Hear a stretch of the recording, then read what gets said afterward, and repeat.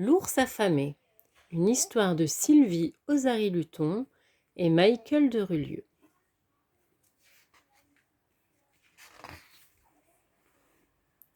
C'est l'hiver. Dehors, le vent souffle. La neige tombe. Bien au chaud dans sa cabane, Martin dort et fait un rêve. Toujours le même. Il rêve qu'il mange du bon miel. Alors il se réveille, saute du lit et court à son placard. Il ouvre un nouveau pot et quel délice!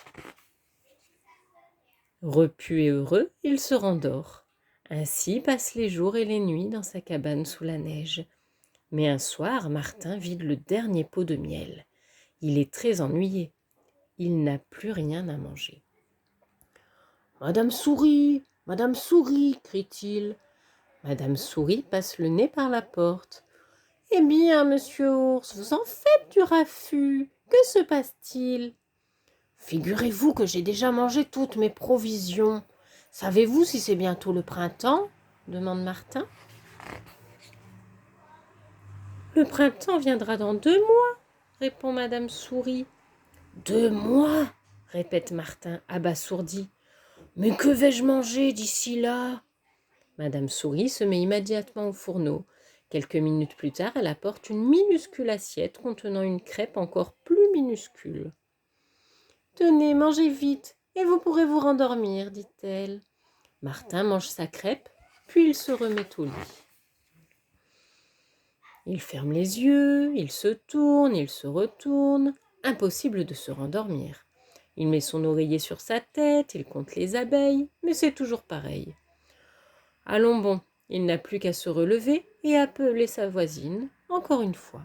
« Madame Souris, vous êtes là ? Que se passe-t-il encore ? Je n'arrive pas à dormir.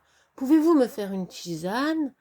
Un instant plus tard, Madame Souris lui sert une minuscule tasse de tisane fumante. Martin la boit d'un coup. Délicieuse! J'en prendrai bien une deuxième avec un peu de miel si vous en avez. Et puis quoi encore? J'ai sommeil, moi! Et Madame Souris s'en va en claquant la porte. Pas très aimable, cette souris, se dit Martin. Il ouvre la porte de la cabane pour aller rendre visite à ses amis. Oh, il neige, que c'est beau! Je n'ai jamais vu ça. Martin éclate de rire, il hurle de joie. C'est pas bientôt fini tout ce bruit? Se plaint Hérisson. Hérisson, mon vieil ami, aurais-tu par bonheur quelque chose à grignoter? J'ai si faim. Tu peux prendre quelques limaces séchées, propose Hérisson. Et aussitôt, Martin se rue sur la réserve et avale toutes les limaces. « mes provisions !» proteste Hérisson. « Oh, désolé, je vais aller t'en chercher d'autres, » dit Martin. « Il n'y a pas de limaces en cette saison, » crie Hérisson furieux. « Il faudra attendre le printemps, tu ne sais donc rien ?» Mais Martin ne l'écoute pas. Il est déjà chez Écureuil. « Ohé, Écureuil, as-tu quelque chose à manger pour Hérisson et pour moi? Des limaces ou un petit pot de miel ?» Écureuil présente à Martin un panier plein de noisettes. Martin le vit dans un clin d'œil. « Tu es fou !» s'écrie Écureuil. « Tu as englouti toute ma réserve. Qu'est-ce que je vais manger, moi ?»« Ne t'inquiète pas, je vais t'en cueillir d'autres, » dit Martin. « Oh, toi, tu es l'ours le plus stupide que je connaisse. Il n'y a rien dans la forêt en hiver. » Blaireau l'attend sur le pas de sa porte. Il est très mécontent. « Qu'est-ce que c'est que tout ce bruit? Tu nous as tous réveillés. »« Oh, pardon, aurais-tu quelque chose à manger ?» demande Martin. « Et promis, je retournerai dormir sans bruit. »« Allez, c'est bon, prends un peu de confiture de baie et file te recoucher, » dit Blaireau adouci. Mais Martin ingurgite goulûment toute la confiture. Blaireau est furieux. Il hurle de rage. Le bruit finit par réveiller Marmotte. « Que se passe-t-il ici ? » « Surtout ne donne rien à manger à Martin, c'est un goinfre, » répond Blaireau. « Il a dévoré toutes ajoutent les autres animaux. Alertés par leur plainte, Renard approche.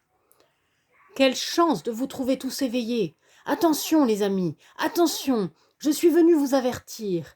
Un inconnu rôde dans la forêt.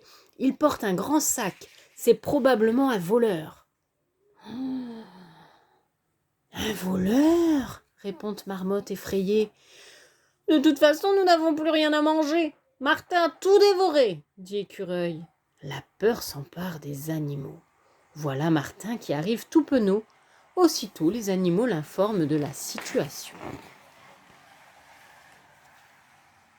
Écureuil grimpe dans l'arbre. Là, je le vois, ce doit être le voleur, chuchote-t-il.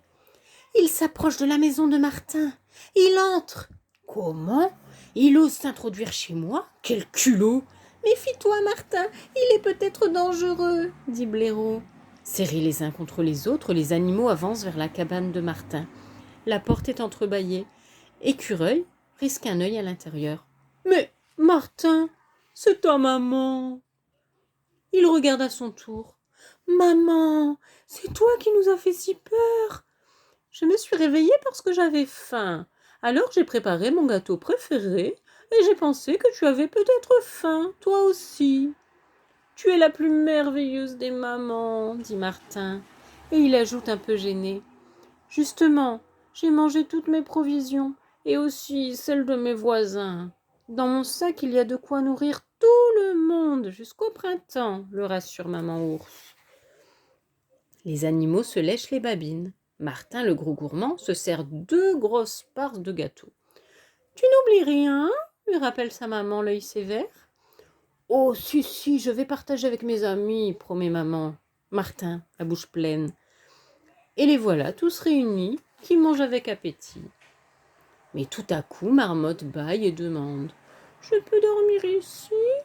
Hérisson se couche à son tour, puis Blaireau, Écureuil et finalement Martin. Ils ne tardent pas à s'endormir blottis les uns contre les autres, tandis que Renard part veiller dans la forêt. Le silence règne à nouveau sur la forêt enneigée. Le printemps ne saurait tarder.